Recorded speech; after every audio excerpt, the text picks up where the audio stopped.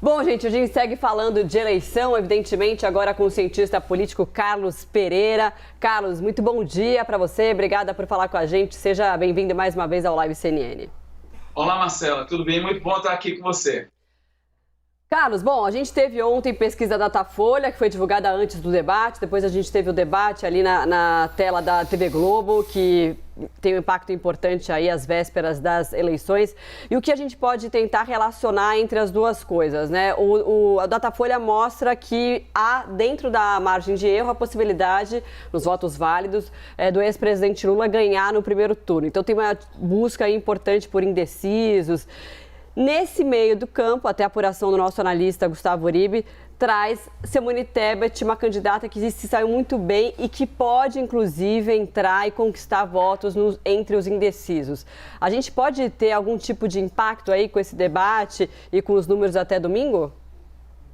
Eu acho que sempre tem, né? O debate sempre é uma oportunidade para que o eleitor consiga identificar melhor seus candidatos, mesmo aqueles eleitores que já definiram o seu voto, pode observar contradições, o confronto direto, o confronto de ideias, de projetos. Então, eu acho que o debate foi muito importante para esses eleitores indecisos em primeira mão, mas também para os eleitores que já estavam considerando votar em algum candidato. A impressão que eu tenho, é que eu acho que o presidente Lula perdeu a oportunidade de justamente pegar esses votos necessários para fechar a conta já no primeiro turno. Como você mesmo descreveu, Marcelo, eu acho que a Simone e também o Ciro tiveram um desempenho muito bom.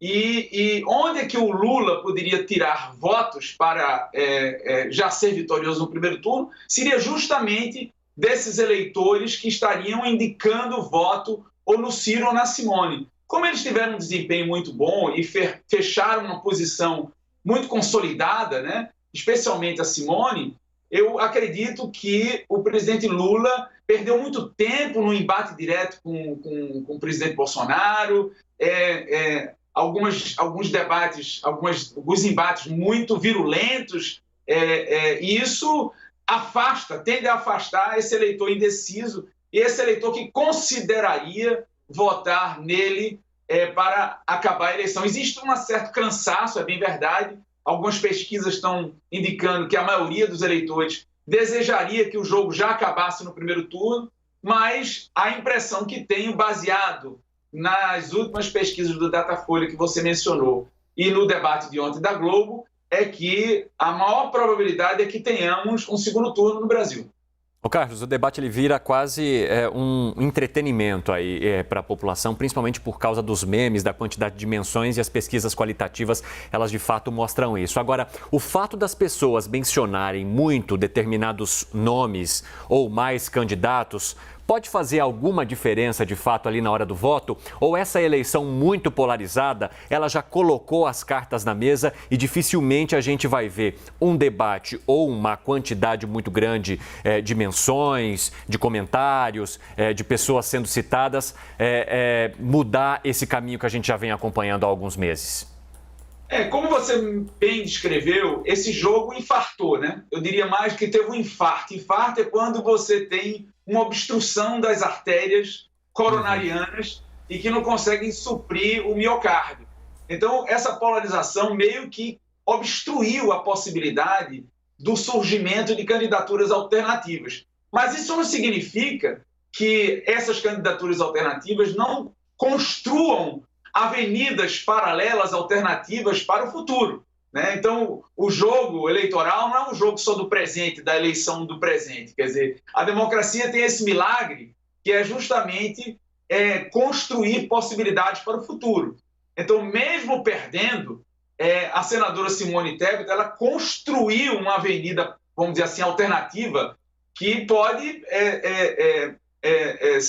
render frutos para ela no futuro. Você veja que em São Paulo, o próprio Datafolha destacou que ela está com 9 pontos de intenção de voto. Ela passou o ex-ministro Ciro Gomes no maior colégio eleitoral brasileiro. Então, que sinaliza que a Simone ela pode ter um desempenho muito bom no domingo e aproveitar essa onda. E isso consolida, né? Pela primeira vez, você tem que observar que o MDB, todas as vezes que disputou a presidência com um candidato próprio, que aconteceu isso com Ulisses Guimarães, lá atrás, em 1989, com Orestes Quercia, ex-governador de São Paulo, em 1994, e também com Quercia de novo em 98, e com Henrique Meirelles em 2018, todas as vezes que o PMDB teve candidato a presidente, foi um fiasco eleitoral.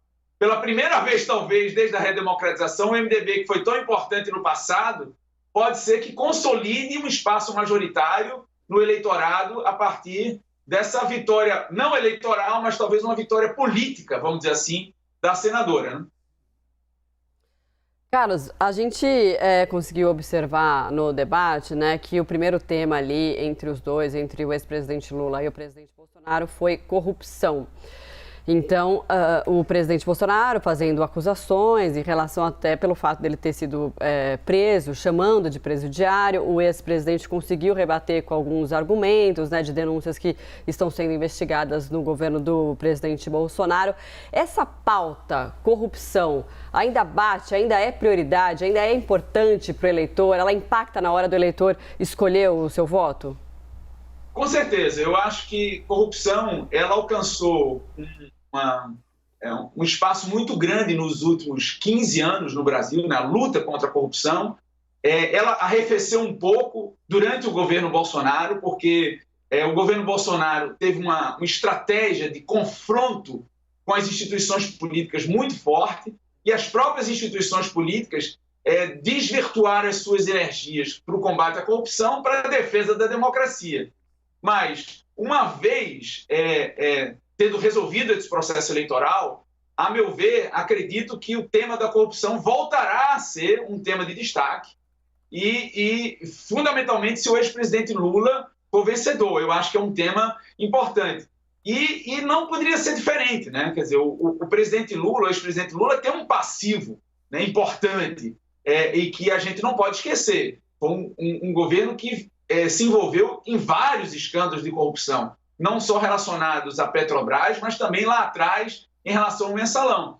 E o presidente Bolsonaro também tem várias iniciativas, talvez em menor proporção, aqui ou acolá, de escândalos relacionados com rachadinha com seus familiares, no Ministério da Saúde, no Ministério da Educação, durante a aquisição de vacinas. Quer dizer, esse é um tema importante e que eu já imaginava que iria ocupar um espaço decisivo entre os dois, porque essa era a única alternativa que restava a Bolsonaro, seria confrontar diretamente o ex-presidente, porque esse é o calcanhar de Aquiles do ex-presidente Lula. Então, é natural que a eleição, que pelo menos esse debate, tenha sido pautado por esse tema, a despeito de aparentemente o eleitor valorizar menos esse tema em comparação a outros temas que são mais prementes, como desemprego, inflação ou a economia de uma forma geral. Carlos Pereira, que é cientista político, obrigado por conversar conosco e analisar um pouco desse cenário aí na boca da eleição. Até a próxima. Até a próxima. Foi um prazer. Até mais. Até.